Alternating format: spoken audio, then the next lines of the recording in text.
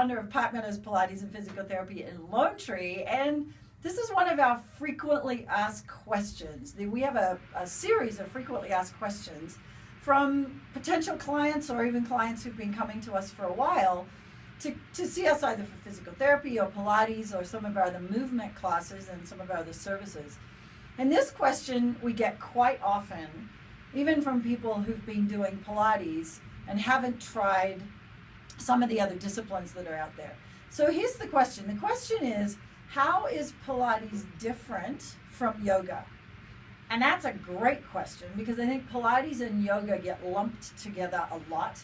They are put under this umbrella of mind-body exercise or mind-body disciplines. And in a way, they both are mind-body disciplines, but ideally, we should be working our mind and our body together all the time. So what happens in a yoga class, typically, is that there are a large number of people in a room together with one instructor.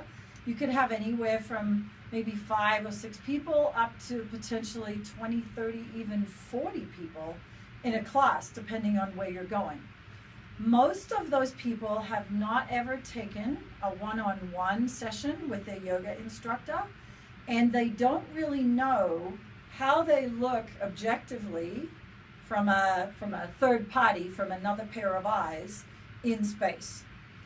Not that that's necessarily a good or a bad thing, but our view of ourselves is usually somewhat distorted.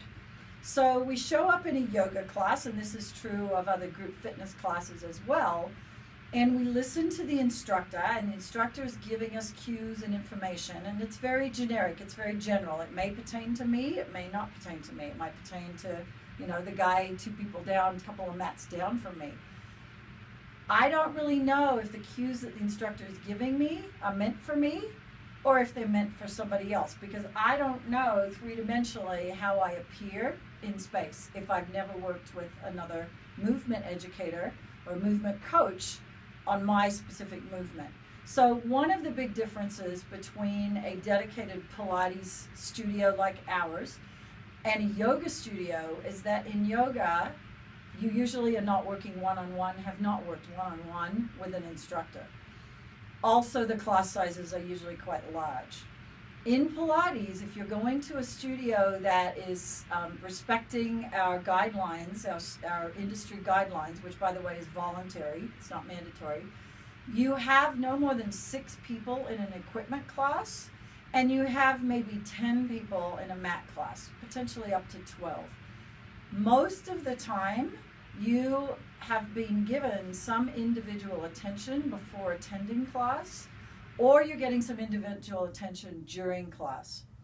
Many times in a yoga class, what you'll see is the instructor doing all the exercises with you. So the instructor is up in front, they're doing all the moves and poses and that kind of thing with you. In a decent Pilates class, the instructor is doing minimal demonstration and a lot of coaching. So you should be getting some individual direction. Hey, Susie, this cue, this instruction I'm giving is specifically for you. So one of the big differences, yoga, not so much individual instruction, some, but not a lot. Pilates, especially if you're going to a Pilates studio that is respecting our industry guidelines, you can get more individual instructors, smaller group sizes, and potentially, especially if you're in equipment class, at our studio, you will receive 3 one-on-one trainings before you even get into an equipment class. So you will know if our cueing is specifically meant for you or the guy on the reformer next to you. So that's one of the big differences. The other big difference between Pilates and yoga is that yoga tends to take you to the end of your range. Now, not all yoga is like this, but a lot of the yoga that we're doing out there in the world at the moment is about getting to the end of range. So pushing yourself as far as a joint can go and then holding that pose. In Pilates, you're moving through movement using full range of motion in all exercises. What that means for you, for your joints and your tissues, is that in yoga, if you're pushing into end range, if that's as far as you've ever gone before, your joints and your tissues, especially if you're, over 25 or 30, your joints and your tissues actually can become damaged when you're pushing that end range, because the receptors in your tissues are actually not active. So we have these little receptors in our joints and in our tissues that say, hey, wow, you just went way too far. And if you're doing hot yoga particularly, you've switched off those receptors. So that's why quite often you'll feel worse a day or two after a hot yoga class, because you're actually bashing up into the part of your tissue that's already stretched or overly tight, and it won't go any further, so you're creating damage. In Pilates, we're moving to our barriers and coming off them, more like how you're using your body in real life. Now again, that's not true for all yoga. I know Iyengar yoga is a lot more movement and flow. So flow yoga classes are a little bit more like Pilates. So that's the second difference. The third difference is that in Pilates, if you're going to an accredited studio, Pilates instructors have taken way more training in anatomy, biomechanics, and how the body's really designed to work. So one of the things that you need to ask, whether you're taking yoga or Pilates, is how many hours of training do you have? How much anatomy and biomechanics have you had? And that's true for both disciplines. So you just need to be aware that some yoga trainings are only a couple hundred hours. Some Pilates trainings are even less than that. So you need to find an instructor, whether they're Pilates or yoga, who's had a minimum of 450 hours of training, and additionally has had at least 20 hours of anatomy, if not more than that if possible. So anatomy and biomechanics training.